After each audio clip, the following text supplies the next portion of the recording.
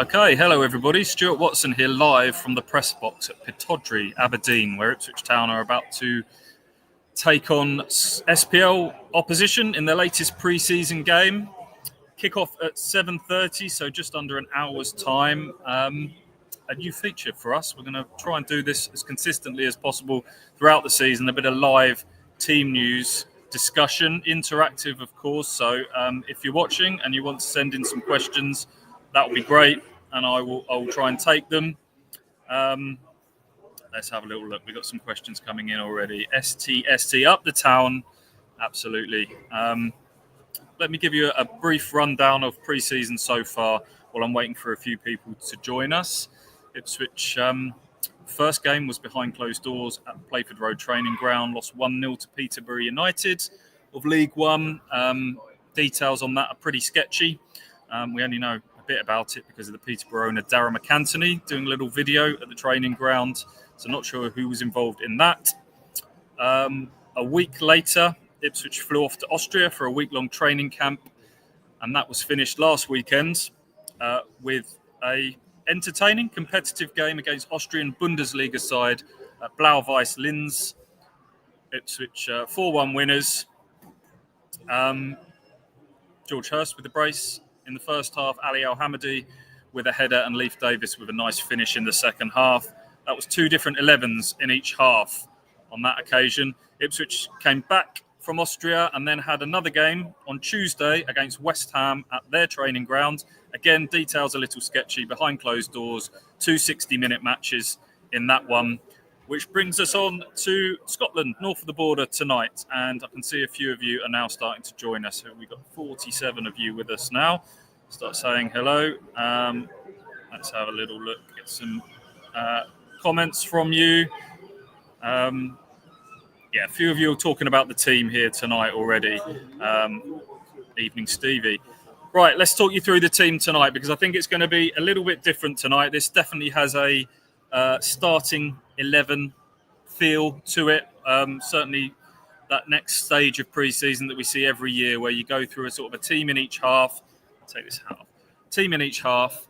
In the early stages of pre-season, and then we get to this stage. We're now only 2 weeks out from Birmingham, away St Andrews for the big kickoff in the Championship. So tonight, let's talk you through the team, but I understand this will be more of a kind of 60-70 minutes job before the changes are made in the second half. The team tonight: in goal, Alex Palmer; right back, Ben Johnson; centre halves, Dara O'Shea and, reacting to this live, Jacob Greaves; and left back, Leif Davis. So that's a pretty first teamy feel to that back five, isn't it? Midfield, new signing Azor Matusiwa and Jack Taylor alongside him in the sort of deeper midfield roles. Then we got the three in behind the striker. It'd be interesting to see which way round the wingers line up tonight. Last weekend in Austria, it was Jack Clark, interestingly, on the right and Jaden Philogene on the left. Will that be the same again tonight, or do they switch back into the more traditional wing roles that we've seen them in, certainly since they've been at Ipswich?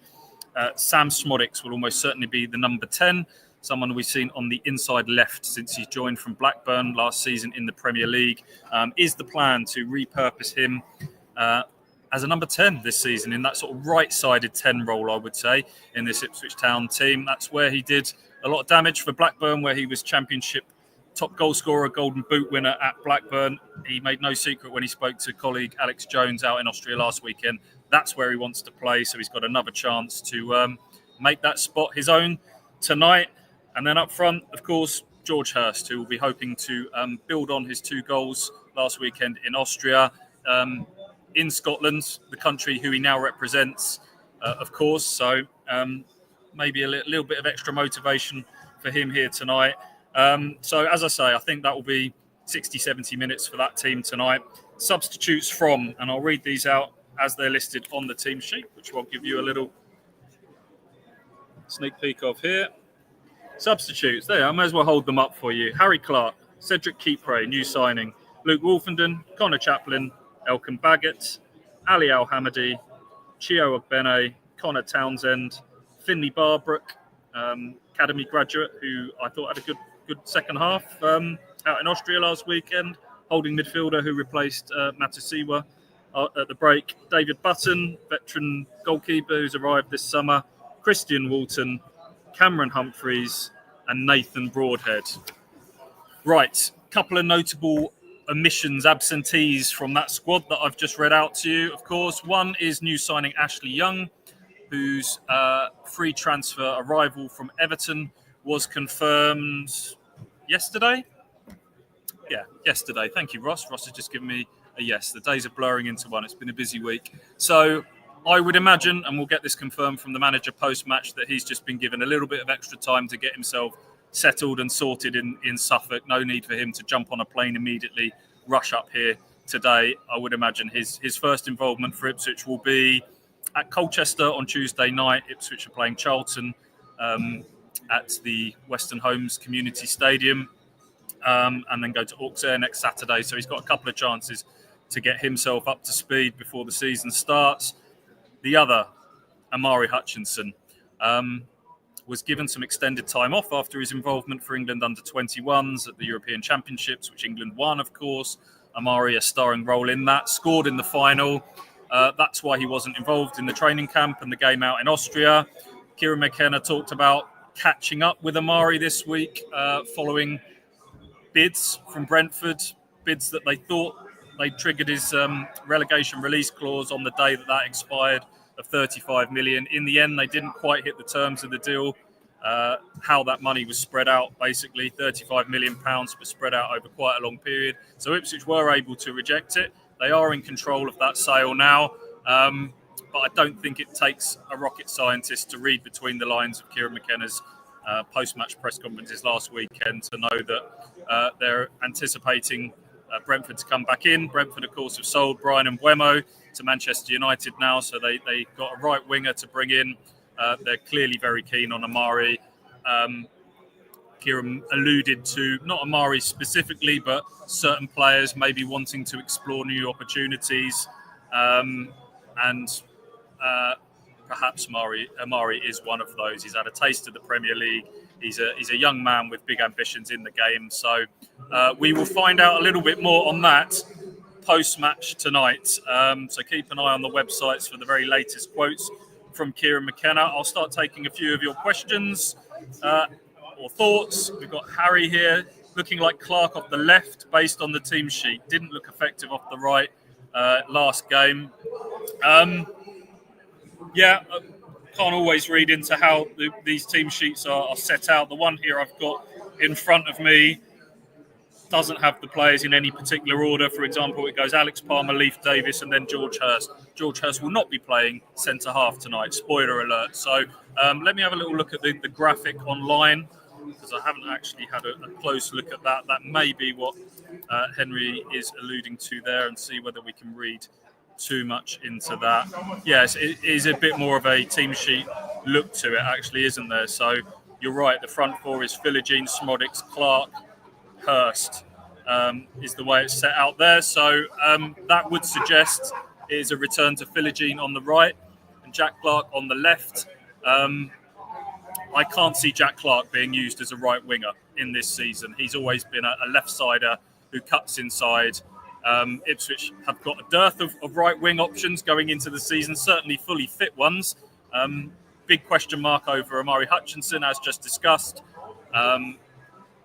Wes Burns sidelined till around October time with that knee injury that he suffered at Liverpool in January. And Chio Ogbene is very much in the early stages of his rehabilitation from the snapped Achilles he suffered at Brentford last autumn. He had 12 minutes out in Austria last weekend, might get another cameo tonight, maybe a few more than that, but he's certainly not in a position to be hitting the ground running for the start of the season.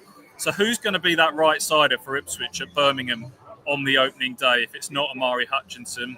I don't think it will be Jack Clark. I would imagine Jayden Philogene is the next man in line. He had a knee injury towards the back end of last season, of course, but he started on the left out in Austria last weekend. I think that's where he'd prefer to play. That's where, if you watch him play, when he's played for England under-21s, when he's played for Villa, Hull, others in the past, he prefers being on that left and drifting inside and getting shots off. That's how he won the penalty out in Austria last weekend. So maybe Kieran McKenna just giving him a little chance to see what he could do out on the left last weekend. But yes, judging by that team sheet tonight, I think it will be Jayden back out on the right, Jack Clark on the left, with some time off the bench for Nathan Broadhead, who was one of Ipswich's, if not their best player out in Austria last weekend. A sumptuous assist for Leif Davis in the second half from Nathan Broadhead. So he's one that certainly maybe got a little bit of a point to prove, maybe feeling that he should have got more minutes in the Premier League. He's not in this, as I say, inverted commas, starting 11 type game tonight. So yeah, the wing positions, very interesting to see who does well for Ipswich tonight, and indeed which wings they line up on. STST, can't believe Luongo has joined Millwall. He could have given us another season for sure. We'll see, won't we? It's going to be very surreal seeing some of these promotion heroes from Ipswich Town lining up against the Blues this season. Massimo among them, Cameron Burgess for Swansea. Who else is there that Ipswich are going to run into? I'm just trying to think off the top of my head. I'm sure there'll be some others as well. But yeah, running into a few of these players is going to be very interesting for Ipswich. Surreal, I think. Could Massimo have still done a job for Ipswich in the Championship? I think he could have absolutely been a solid, consistent, reliable player for Ipswich. I absolutely think Sam Morsey could have been that for Ipswich Town. And they've let both of them go. Massimo released. He's gone on trial to Millwall. He's now signed for them. And Sam Morsey, of course, we've spoken about him a lot. Ipswich did speak to him about a new contract. They couldn't come to an agreement. And he's ended up, as I revealed to you last Tuesday exclusively, that he's gone to Kuwait SC, which is an interesting destination for him. Let's be honest, there's going to be, I would say, the finances of that are going to be right up there in the reasons why Sam's decided to take that. It's certainly not to do with getting his competitive juices flowing, is it? And I don't begrudge him that. This is a man who's played League One for a lot of his career. He was in League Two, climbed to League One, latterly in the Championship, and only last season in the Premier League. Given absolutely everything to this football club. A modern-day Ipswich Town legend. I can see it from both points of view. I've discussed this in various other live videos, podcasts. Ipswich have to think about the future, not just in terms of what they need to get promoted next season, but hopefully what they need to give a better fist of it next time in the Premier League. They've got to get there first, of course, and that's the interesting part here. Have they done enough to fill his void on the pitch, but off it as well? I think you only need to look at the video and what all of his teammates have said about him in terms of not just Sam Morsey the player, but Sam Morsey the leader, the man who sets standard in training, the man who's kicking them up in the air in training and making sure everyone is on it all day, every day as an Ipswich Town player. Dara O'Shea will almost certainly be the new captain. Kieran McKenna stopped short saying that decision has been made. I think he was reluctant to say it until the Sam Morsey news had been made, had been rubber stamped and been made public. That has now happened yesterday. So I would imagine Kieran McKenna will confirm post-match today that Dara O'Shea, the man who's just signed a new 5-year contract, who had Premier League interest, will be Ipswich Town's captain going forwards. Let's have a few more questions from you. Jason, no Amari, concerned. Talked about that already on the stream a little bit earlier, Jason. No Amari here today. He's had his extended time off following England under-21 duty. The interest from Brentford is pretty clear. Don't think it takes much reading between the lines from Kieran's comments last weekend to suggest that they will come again, and Ipswich have got a fight on their hands to keep him. It feels to me now that this is a case of when, not if, Amari goes, but Ipswich aren't going to just roll over and have their tummies tickled here. This exit will have to happen on their terms. Amari signed a long-term contract last season when he joined Ipswich. The relegation release clause of £35 million has now expired. So if there is to be an exit, it's very much on Ipswich's terms. So, it's not ideal that we're now 2 weeks out from the start of the season and this one's rumbling on. I'm very interested to see what Kieran McKenna has to say about that post-match tonight. Keep an eye on the websites, as I say. We'll bring that to you as quick as possible. Anything else that people want to discuss today? Philip, looking forward to tonight's game. Decent opposition.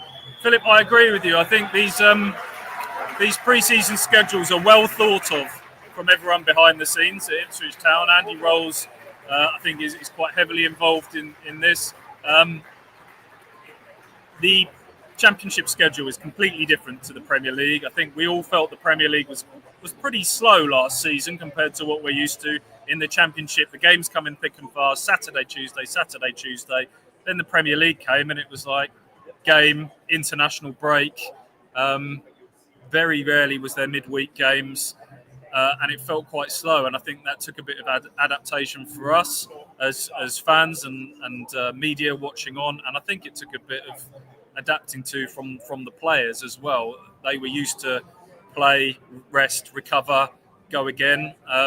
Yes, it gave Kieran McKenna, I think, some extra time on the training pitch with his players, which he enjoys, a bit more time to get his teeth into the analysis and all that side of things. But deep down, I think players always prefer playing games and rattling them out.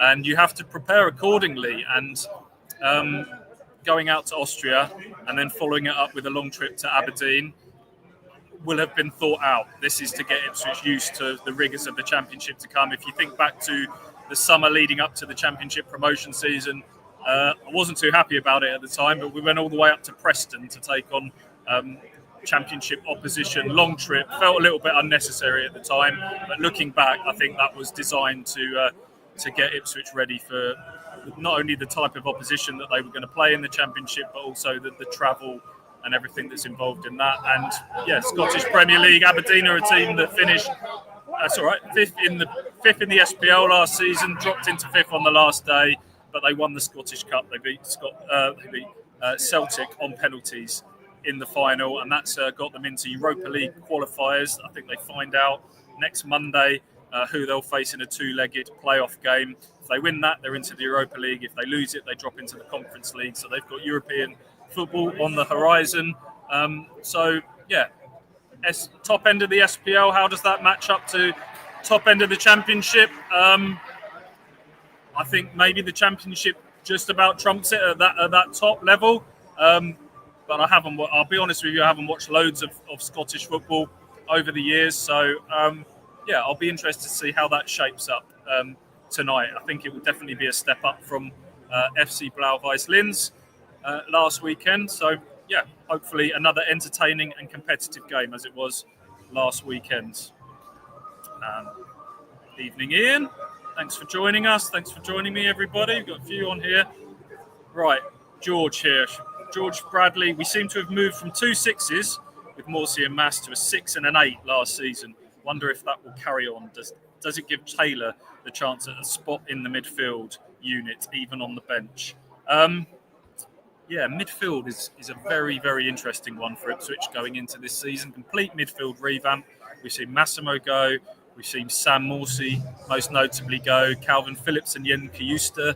Their loans have expired as well. So a new look midfield for Ipswich, the unit that kind of knits everything together. I think the plan has always been, in terms of, you talk about the 6s and 8s, the right-sided midfielder, the 6, the Sam Morsey, has always been the man who sits in front of the defence, who shields, who protects, who takes the ball from the centre half and from the goalkeeper and gets Ipswich Town playing through the thirds.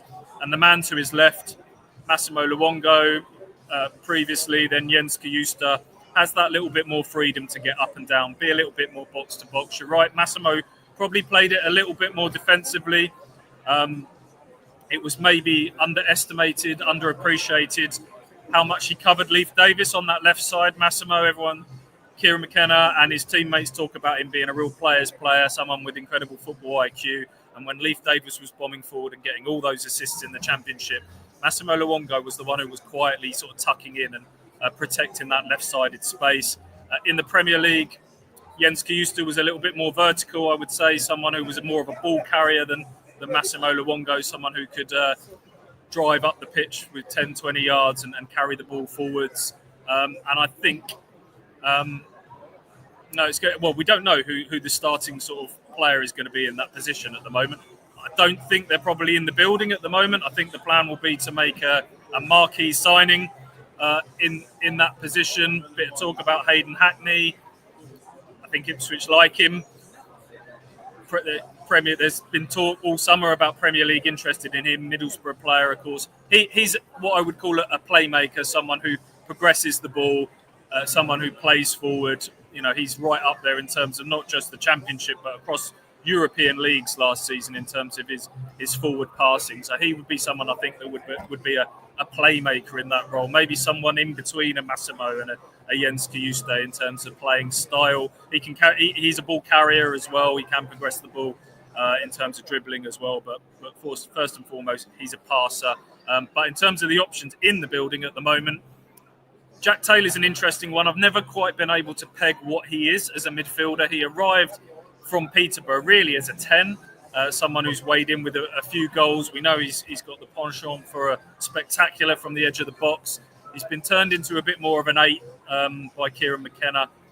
Really hard to judge him because we've not seen him start an awful lot in his 2 seasons. He's been a substitute, regularly used substitute. He played in most of the Championship and the Premier League games, but really primarily off the bench. So is this the season that he can come in and make that spot his own? I think that's dependent on incomings. The other one is Cameron Humphreys, who's the wild card in all of this. And to me, and I've said this for a little while, his qualities are perfectly suited to that left-sided, deeper midfield role in this Ipswich team because he's someone who's played left back in youth team football and a little bit in the first team when he's been in. And he's someone then who's gone and developed his attacking side of his game as a number 10, as a sort of inside left number 10 at Wickham last season. Really good numbers in terms of goals and assists. Combine those 2 attributes together, and I think he could fit perfectly into this system. And I thought him and Azor Matasiwa looked a good little partnership in the making in that first 45 minutes at Linz last weekend. Big ask for him to suddenly be thrown in with very little Championship experience as a starter in a team that's going to be starting the season as with real pressure on them. But I really like Cameron Humphreys. I think he's got better physically as time's gone on. Technically, he's very gifted. I think he's got good vision. He's got great stamina, as we know. I'm torn between what's best for him with his next step. Don't really want to see him back at Ipswich and sort of kicking his heels on the bench and not getting a lot of game time because I think that's not great for his development. But I do think he's got a role to play for Ipswich. Certainly at the moment, with only 3 midfielders in the building, he has to stay. There might come a stage if Ipswich sign a midfielder, possibly 2. Does he go out on loan? We have got to think about the 25-man squad rule and Ipswich staying within that. So, certain players with maybe a little bit more to play for in these next few friendlies. And Cameron Humphreys is one I definitely think Kieran McKenna is going to be watching closely and can give him some real food for thought going forwards. What else have we got?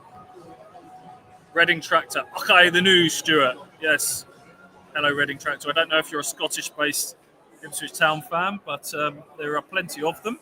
And there's certainly plenty of Ipswich fans here today. I'll spin this around and give you a little view. Ipswich fans are on the opposite side to me, just over in that corner there.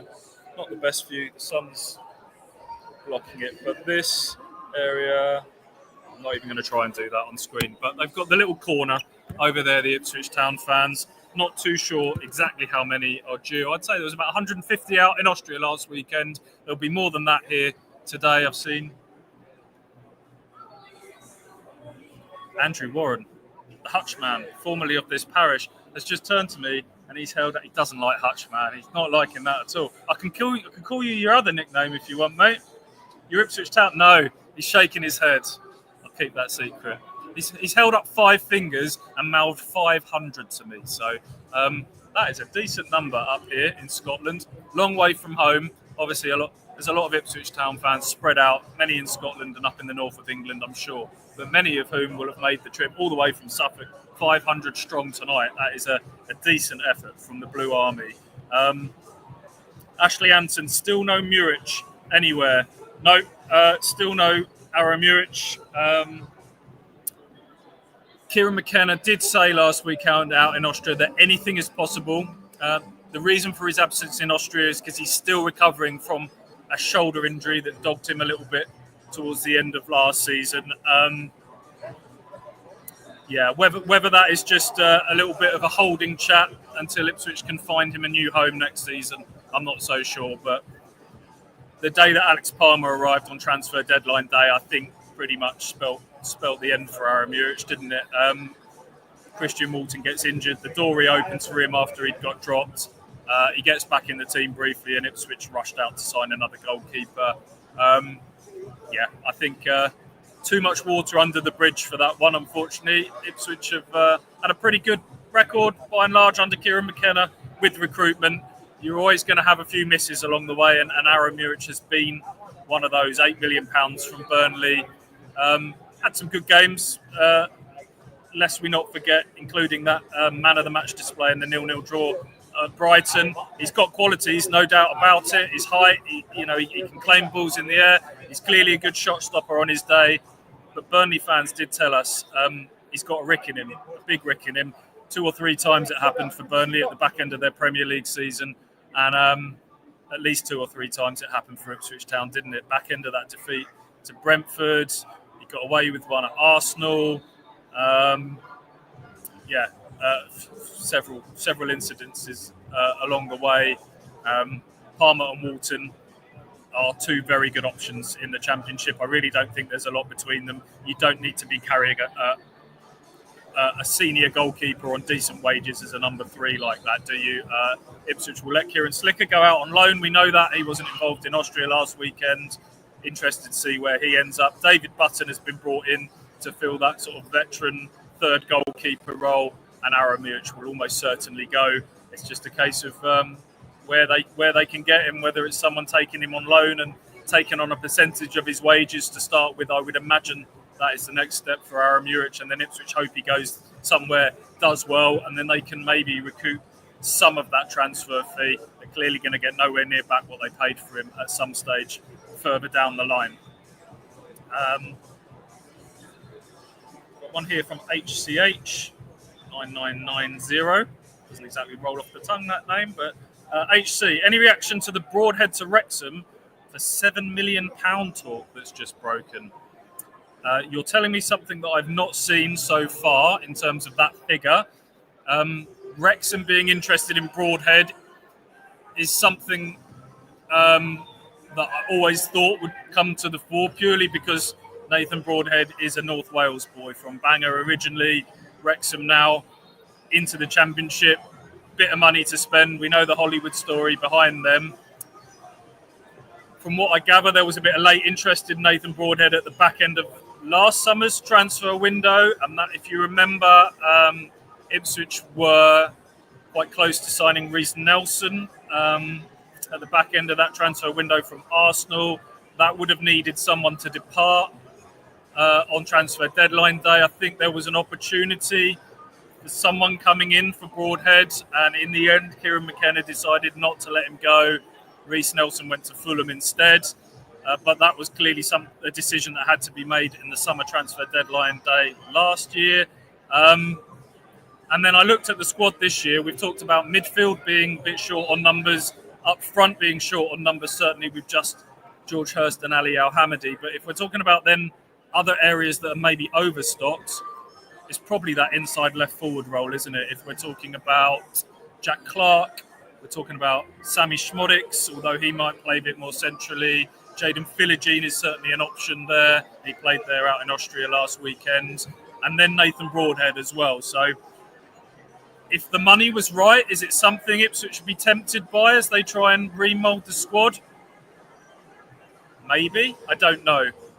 What I will say, and I said this earlier in the stream, Nathan Broadhead was one of Ipswich's better players, if not their best player out in Austria last weekend. The assist for Davis was exceptional, perfectly weighted through ball that took out the defence completely for Davis to go on to. And that's what Nathan Broadhead is about. He's silky, he's got that X factor. He's got, in terms of pure footballing ability, if we're being football purists about this, he's maybe the best they've got, Nathan Broadhead. And we saw it in flashes in the Premier League that he had Premier League quality, didn't he, last season? The goal against West Ham on the final day, another example of that. If there's one element of his game that is lacking, and that's the stuff that maybe people don't see, is the off-the-ball side of things. He maybe doesn't press as much and work as hard off the ball, but can you overlook that in terms of the match-winning quality and the quality under pressure as well? He's been a man for the big occasion as well. I go right back to the League One promotion season, that ice-cold penalty against Port Vale, and there's been other moments along the way. I think it would be a mistake to let him go. We're talking about a lot of that core quality from the core team from the promotion season starting to move on now.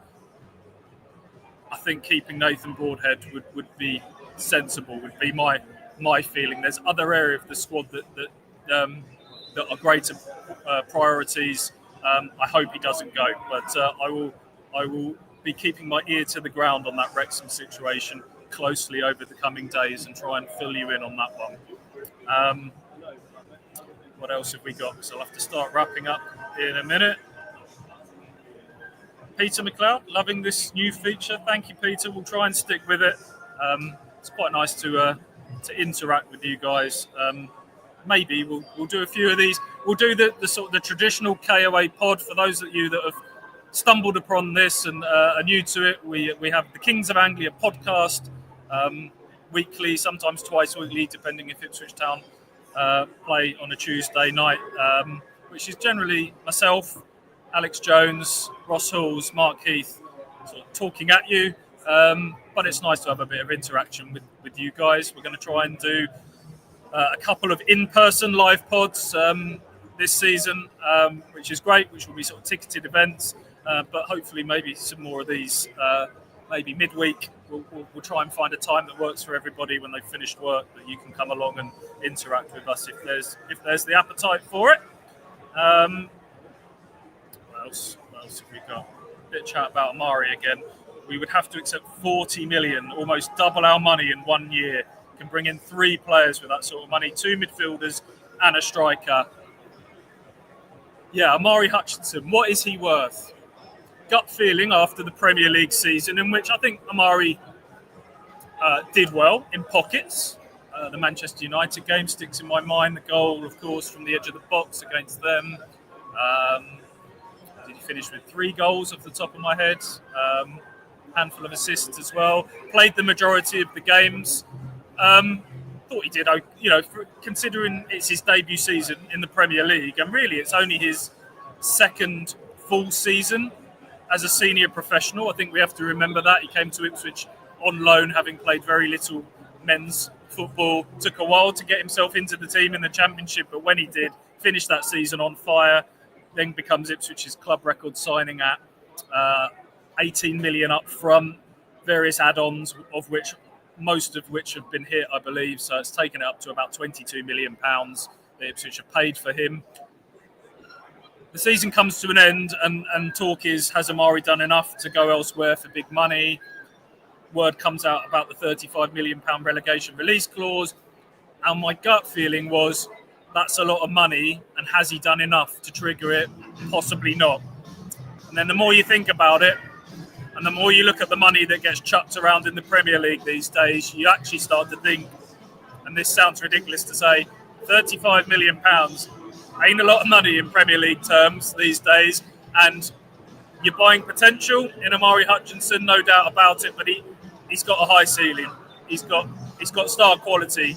And Brentford are a team that buy and sell for hire. We've seen it. They've done it so well over time. They'll probably think that 35 is maybe decent value in the current market. Can Ipswich eke out a little bit more than that 35 now? Maybe. I don't think it will be a lot more than that. I think it will be more a case of Ipswich trying to get that as front-loaded as possible and to get as much of it up front as possible so that they can reinvest. And then to follow on from the second part of your question, what does £35 million get you as a Championship club now? Well, Azor Matasi were €9 million, £7.8 million. That's a lot of money for a Championship club. We've seen Birmingham spend £10 million on a player this summer. That's sort of top-end Championship spending. So, yeah, if Ipswich can get sort of 35 million, the bulk of which up front, that's going to buy you 3 top-end Championship players, isn't it? And, yeah, there's probably at least 3 big holes to fill in this squad at the moment. There's the Sam Morsey void to fill, not directly because Matasi has been brought in to play his role, but there's a midfield role, more the Jens Kajusta role to fill. I think there's definitely a striker needed. Ipswich cannot afford to go into a season for the 3rd successive year thin up front. They did it with in the Championship promotion season. George Hurst gets injured on Boxing Day, and there was the late scramble to bring in Kiefer Moore. They did it last year, where I don't think Liam Delap was designed to play as many games as he did in his first proper season as a number 9 in the Premier League. They got fortunate that he was as robust and as good as he was, Ipswich, because that left them with Ali Al-Hamadi really as the only real backup for quite some time. I don't think they can afford to do that again. So they need a striker, they need a midfielder. That's the bare minimum. If Amari goes, he'll need replacing as well. And if they can get that £35 million for him, maybe a little bit more, that will go a long way to signing players for those positions. Tim asking, is there a programme tonight? Don't know, Tim. I haven't seen one yet so far. Normally they produce something for pre-season games, not quite the same thickness as you get for your normal league programme, but there's normally something. All I've got so far is this team sheet. But I can't answer that for you, I'm afraid. Yeah, Craig, just reiterating what I've just said. Striker needed, question mark, no doubt about it. As I say, George Hurst and Ali Al-Hamadi, one more needed there. Ali Al-Hamadi, important not to write him off as a squad option, I would say.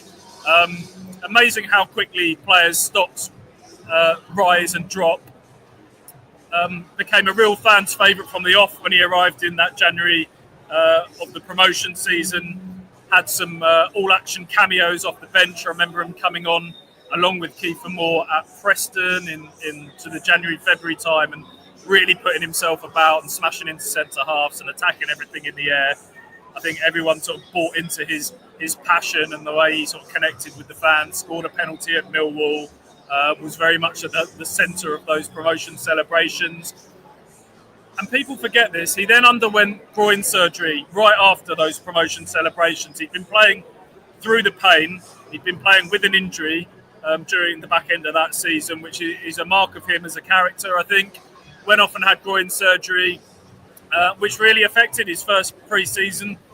Joined in sort of fairly late in that pre-season. Looked pretty rusty. I remember in the home game, I can't remember exactly who Ipswich played. Was it Nice from France? Came on and looked pretty rusty in that game. And then it was a big ask for him to be contributing in the Premier League. A player who not long ago, 18 months ago, was playing in League Two, suddenly finds himself a Premier League player off the back of an injury, a very limited pre-season. It was unfair for him to expect too much from him. Yes, he looked a reasonable way off it, I would say. January comes around, he has that powder puff penalty, or poor penalty, where he misses the target against Bristol Rovers in the FA Cup, and all of a sudden everyone's writing him off, and that's all in the space of 12 months. He goes out on loan to Stoke, a struggling Stoke side, and by all accounts, Stoke fans quite liked him. He is still the player that Ipswich signed. He has still got those qualities. Took his header really well in Linz last weekend. For me, he's a really good second/third choice option of a 3-man striker unit. I know Ipswich play with one striker, but I don't think two's enough. You're never far away from an injury in the Championship or a suspension. George Hurst has had plenty of injuries over the last couple of years. I'm really excited about what George Hurst can do in the Championship this season. Great goals per minute ratio in the Prem. Liked him last weekend. I think he can be 20 goals plus this season, no doubt about it, with the number 9 on his back. But Ipswich need another striker. Hurst, Al-Hamadi and one other. Maybe a youngster on loan from the Prem. I think maybe that's the way it's going. Mark Gay at Chelsea is one that's been well talked about. So, yeah, another striker needed, no doubt about it at all. Yeah, just going to take a couple more of these. We need to keep Broady this season, says Reading Tractor.